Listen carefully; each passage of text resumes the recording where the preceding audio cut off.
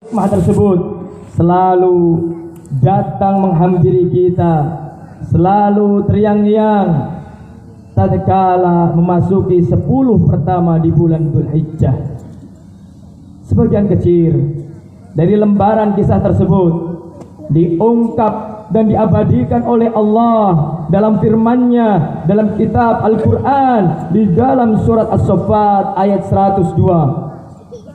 Falamma balagha ma'ahu sya'ya qala ya bunayya inni ara fil manam anni adbahuka fandur madza tara qala ya abati fa'al ma tu'mar satajiduni insyaallah minas sabirin.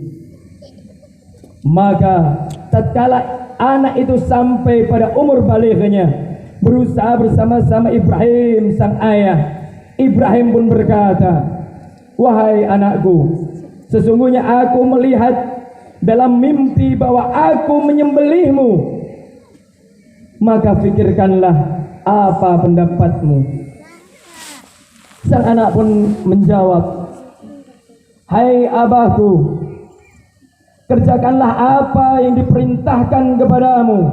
Insya Allah kamu akan mendapatiku termasuk orang-orang yang sabar. Allahu Akbar, Allahu Akbar, walillahil hamd. Kaum muslimin, muslimat, jamaah Idul Adha rahimakumullah. Dari kutipan ayat di atas memberikan gambaran tentang kurban dan pengorbanan Nabi Ibrahim yang penuh dengan hikmah yang dapat kita jadikan pelajaran berharga bagi umat Islam dan ditumbuh kembangkan dalam berbagai bentuk sikap mulia.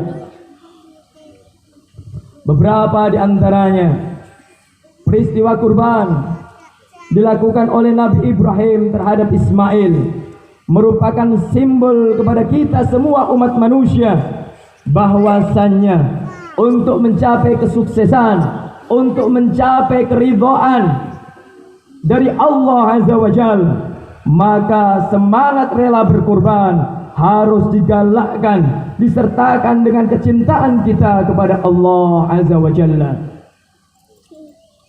Betapa sulit keadaan Nabi Ibrahim alaihissalam saat itu. Di satu sisi beliau adalah seorang nabi dan rasul yang harus menyampaikan dan melaksanakan titah dan perintah Allah. Sedangkan di sisi yang lain beliau adalah seorang ayah yang telah menanti putranya begitu lama, yang secara nurani sangat mencintai anaknya. Seorang ayah yang tentu punya harapan besar terhadap anaknya. Di momentum itu Allah minta ia untuk menyembelih anaknya. Anak adalah buah hati, belahan jiwa, perhiasan dunia, kebanggaan dan prestis, serta anugerah teristimewa bagi orang tua.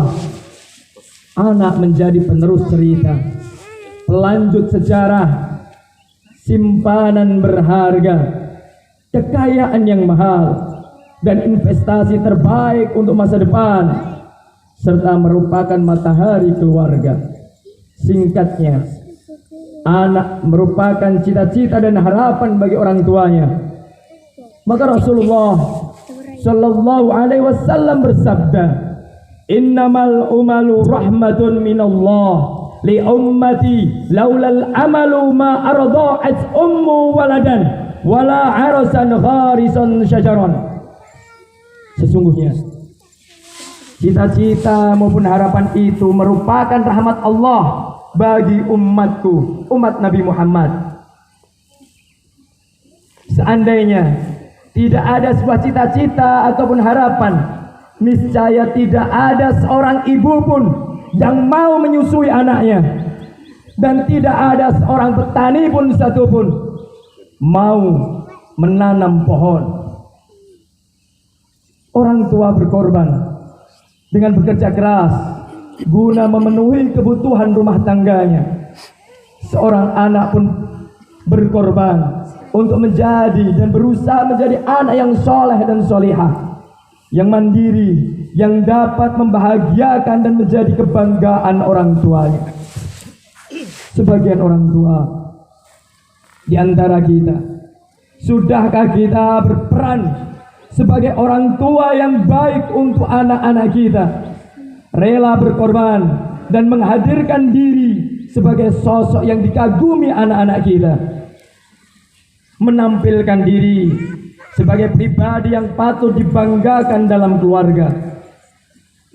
Orang tua bukan hanya bisa menyampaikan contoh, tetapi mampu menjadi contoh. Menjadi contoh berarti mampu mengolah sikap perilaku dengan contoh positif, dan mampu menunjukkan arah serta membangun semangat kepada orang-orang sekitarnya. Allahu Akbar, Allahu Akbar, walillahil hamd. Kaum muslimin, muslimat, Idul Adha rahimakumullah. Poin kedua,